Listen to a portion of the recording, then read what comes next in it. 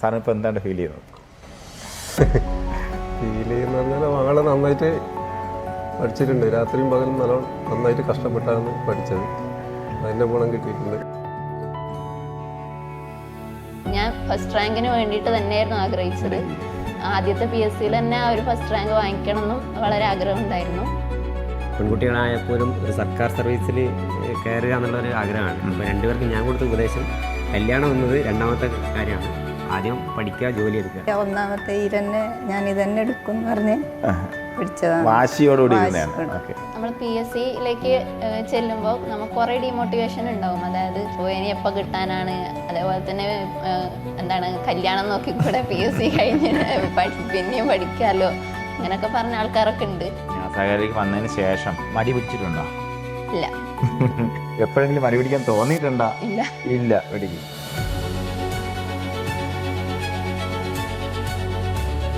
Food safety officer success story series സഹകാരി race plus continue ആണ്.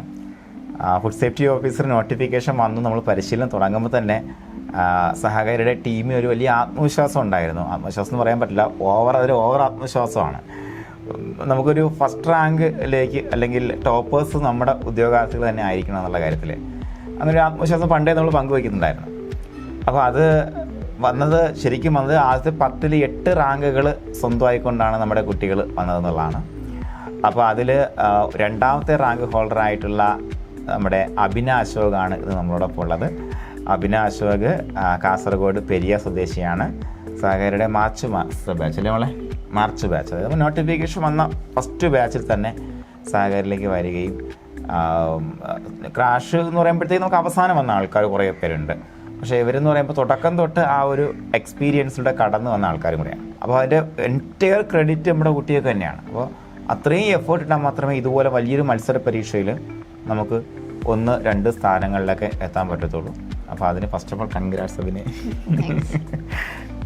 നാട്ടിലേക്ക് സ്റ്റാറായ ആയിട്ടുണ്ട് നാട്ടിൽ. കാരണം നമുക്ക് രണ്ടാമത്തെ റാങ്ക് എന്ന് പറയുമ്പോൾ അഡ്വൈസ് നമുക്ക് കിട്ടിക്കഴിഞ്ഞു എന്നുള്ള ഒരു ഉറപ്പാണ്. കാര്യം അടുത്ത അഡ്വൈസിൽ വരും. എഡ്യൂക്കേഷൻ ബാക്ക്ഗ്രൗണ്ട് എന്താണ് മോളെ? ഞാൻ BTech ഡയറി ടെക്നോളജിയാണ് പഠിച്ചത്. അത് വെറ്റിനറി യൂണിവേഴ്സിറ്റി മണ്ണൂത്തിയിൽ കംപ്ലീറ്റ് ചെയ്തു. 2024 മാർച്ച് മാസമാണ് കംപ്ലീറ്റ് ആയത്. അതേ മാസം തന്നെയാണ് FSOന്റെ നോട്ടിഫിക്കേഷൻ വന്നത്. അപ്പോൾ ജസ്റ്റ് ആണ് എനിക്ക് കൊടുക്കാൻ പറ്റിയത്. നിനക്ക് വേണ്ടി മാത്രം വന്ന നോട്ടിഫിക്കേഷൻ ആണല്ലേ? ഓക്കെ. അപ്പോൾ അവസരങ്ങൾ വന്നാൽ മാത്രം പോലെ നമ്മൾ തിരിച്ചറിയാൻ വേണം, അത് പിടിച്ചെടുക്കുകയും വേണം.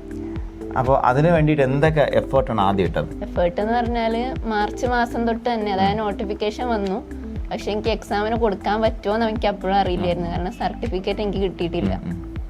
അപ്പോൾ ആ ഒരു ടൈമിൽ പക്ഷെ എനിക്ക് കൊടുക്കാൻ പറ്റുമോ എന്ന് അറിയില്ലെങ്കിൽ ഞാൻ പഠിക്കാൻ തുടങ്ങി എക്സാമിന് വേണ്ടിയിട്ട്.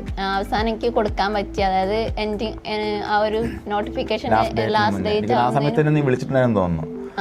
അപ്പോൾ നമുക്ക് ആ ഒരു കൺഫ്യൂഷൻ അവസാനം ജോയിൻ ചെയ്താൽ മതി എന്ന് പറഞ്ഞായിരുന്നു. ആണ് സെക്കൻഡ് ബാച്ചിലായി പോയത്. അപ്പോൾ അങ്ങനെ കൊടുക്കാൻ പറ്റി. അവസാനം ആകുമ്പോഴേക്കും കൊടുക്കാൻ പറ്റി. പക്ഷെ അതിന് മുമ്പേ ഞാൻ പ്രിപ്പറേഷൻ സ്റ്റാർട്ട് ചെയ്തിട്ടുണ്ടായിരുന്നു. എന്നിട്ട് സഹകാരിയിലേക്ക് കുറേ ഇൻസ്റ്റിറ്റ്യൂട്ട് നോക്കി അവസാനം സഹകാരിയിലേക്ക് എത്തി. ഞാൻ ഫസ്റ്റ് റാങ്കിന് വേണ്ടിയിട്ട് തന്നെയായിരുന്നു ആഗ്രഹിച്ചത്.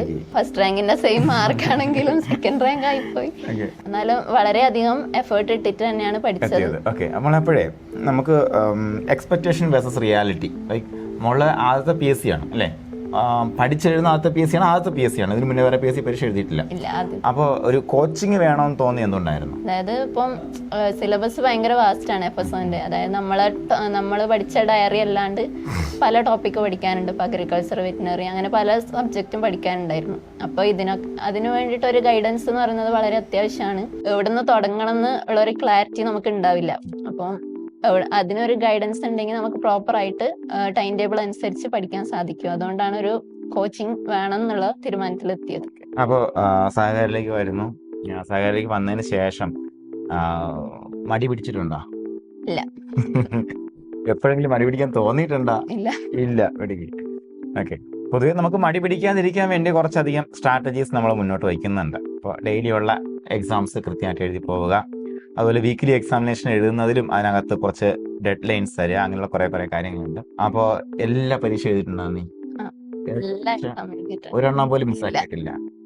അത് നിങ്ങൾ മനസ്സിലാക്കി എക്സലന്റ് ആയിട്ടുള്ള, അതായത് നമ്മൾ ഇതുവരെ നിങ്ങൾ കണ്ടിട്ടുള്ള 10ന് മുകളിലുള്ള റാങ്കിലുള്ള എല്ലാ ഉദ്യോഗാർത്ഥികളും, അത് FSO ആവട്ടെ, ICD സൂപ്പർവൈസർ ആവട്ടെ, ബാക്കിയുള്ള ഏത് പരീക്ഷ ആയിക്കോട്ടെ, എല്ലാത്തിലും പരീക്ഷകൾ ഒന്നുപോലും വിടാത്ത ആൾക്കാരെയാണ് നിങ്ങൾ ആദ്യ റാങ്കിൽ കാണുക. അപ്പൊ തന്നെ ഒന്നാമത്തെ വഴി നമ്മുടെ മുന്നിൽ തെളിഞ്ഞു കഴിഞ്ഞു. എന്താണ്? പറയുന്ന ജോലി കംപ്ലീറ്റ് ചെയ്യുക, വിട്ടുപോകാതിരിക്കുക എന്നുള്ളതാണ്. അപ്പോൾ എക്സാം ഹാളിൽ ഉണ്ടാക്കിയ അബദ്ധങ്ങൾ എന്തൊക്കെയാണ് കേൾക്കട്ടെ. അബദ്ധം എന്ന് പറഞ്ഞാല് എന്താണ്, വീട്ടിൽ നിന്ന് മോക്ക് ടെസ്റ്റ് ചെയ്യുമ്പോഴൊന്നും ഞാൻ ടൈം വലിയൊരു പ്രശ്നമായിട്ട് എനിക്ക് ഞാൻ ആ സമയത്ത് നിങ്ങളുടെ പറഞ്ഞിട്ടുണ്ടായിരുന്നു ടൈമർ എടുത്ത് മാറ്റിയിട്ട് ക്ലോക്ക് ഇല്ലാതെ ചെയ്യണമെന്ന് പറഞ്ഞിട്ടുണ്ടായിരുന്നു. സമയത്ത് ചെയ്തിട്ടുണ്ടായിരുന്നോ?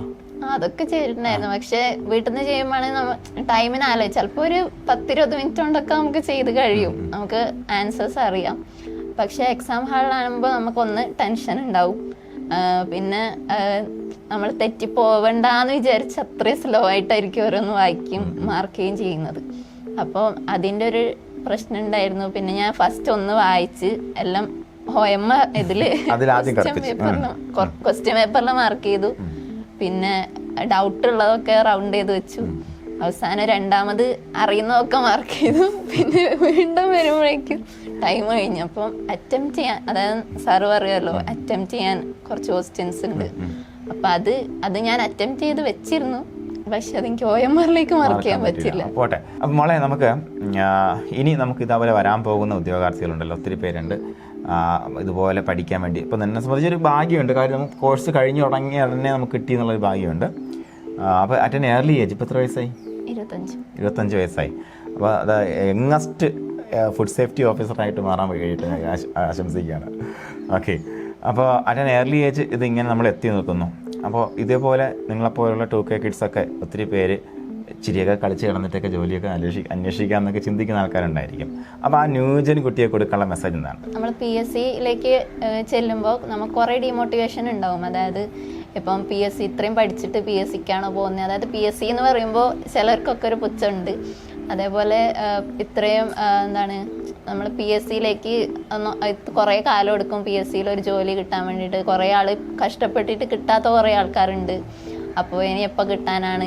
അതേപോലെ തന്നെ എന്താണ്, കല്യാണം നോക്കിക്കൂടെ, PSC കഴിഞ്ഞ് പിന്നെയും പഠിക്കാമല്ലോ, അങ്ങനെയൊക്കെ പറഞ്ഞ ആൾക്കാരൊക്കെ ഉണ്ട്. അപ്പോൾ നമുക്ക് പല തരത്തിലുള്ള ഡിമോട്ടിവേഷൻസ് വരും.